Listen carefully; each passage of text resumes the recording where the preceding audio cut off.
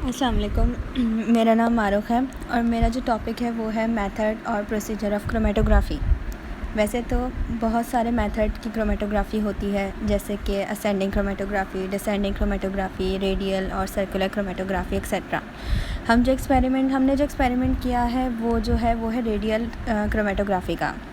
तो रेडियल क्रोमेटोग्राफ़ी करने के लिए हम इस्तेमाल करेंगे पेट्री डिश का हम लोग इस्तेमाल करेंगे एंड उसमें सॉल्वेंट जो है वो ऐड करेंगे बिलो द हाफ़ लेंथ। मतलब ये है कि हाफ़ लेंथ से थोड़ा कम सॉल्वेंट ऐड करेंगे। सॉल्वेंट जो है हम लोग कोई भी ले सकते हैं, जैसे हमारे पास जो अवेलेबल हो, जैसे कि एन-ब्यूटेनॉल भी हम लोग ले सकते हैं, ठीक है, और एसिटिक एसिड और वाटर भी ले सकते हैं। जो हमारे पास अवेलेबल होगा हम वो ले लेंगे।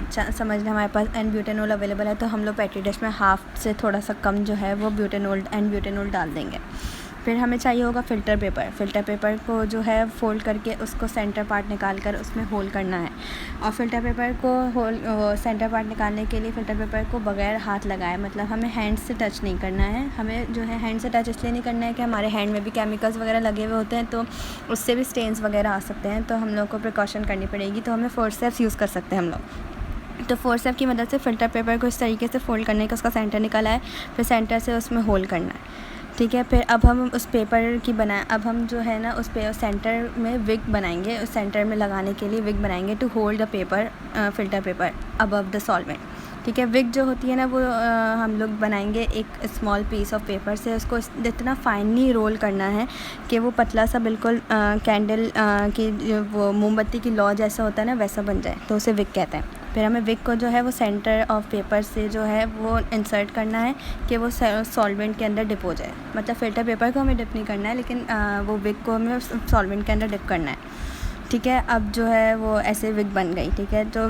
विग जो है ना वो सॉल्वेंट को एब्जॉर्ब करके फ़िल्टर पेपर के ऊपर ले आएगी, ठीक है। अब सेंटर से थोड़ा आगे जो है एक सर्कल ड्रॉ करना है और उसमें उसमें जो है ना वो कैपिलरी ट्यूब से 4 जो है ना स्पॉट्स लगाने हैं डिफरेंट अमाइनो एसिड्स के।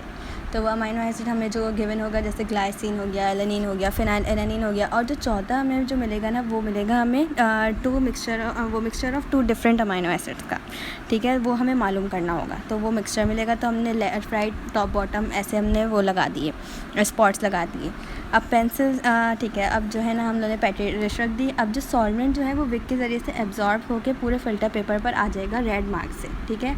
अब वो जो रेड मार्क है वो फ़िल्टर पेपर के एजेस तक जाने से पहले, थोड़ा सा एजेस से पहले जो है ना वो हमें फ़िल्टर पेपर फोर्सेप की मदद से उठा लेना है, ठीक है। फिर जो वो वेट पार्ट होगा ना वो रेड सर्कल से आपको दिखेगा, ठीक है। आप वो जो है ना वेट पार्ट जो है वो पेंसिल से जो है ना वो पूरा उसको मार्क कर लेना है, इससे पहले वो ड्राई हो जाए। अगर वो एक दफ़ा ड्राई हो गया तो हमारा एक्सपेरिमेंट ख़राब हो जाएगा। तो ड्राई होने से पहले जो है ना हमें उसको पेंसिल से मार्क कर लेना है, ठीक है। पेंसिल से मार्क कर लिया। अब जो है ना उसको उठा के जो है ना फ़िल्टर पेपर को फोर्सेप से उठा के पेट्री डिश के ऊपर से हमें ओवन में रख देना ड्राई करने के लिए, ठीक है। फिर जब वो ड्राई हो जाएगा तो जो है ना फिर जब वो ड्राई हो जाए तो उसके ऊपर नेन हाइड्रेंट जो कि इंडिकेटर है, कलरलेस इंडिकेटर है, वो स्प्रे कर देना है, ठीक है। फिर हमें जो है ना डिफरेंट अमाइनो एसिड के स्पॉट्स नज़र आएंगे। आपने जो है वो RF वैल्यूज़ कैलकुलेट करनी है। वो स्पॉट्स को जो है ना वो पेंसिल से जो है ना वो कर लेना है, पेंसिल की मदद से ना इन स्पॉट्स की वो जो होती है ना पूरी क्या बोलेंगे उसको, जहाँ तक वो स्पॉट्स आए वहाँ तक आपने पेंसिल से मार्क कर लेना है, ठीक है। फिर जो सेंटर से लेके रेड सर्कल तक जो वो है ना डिस्टेंस, उसे सॉल्वेंट फ्रंट कहते हैं।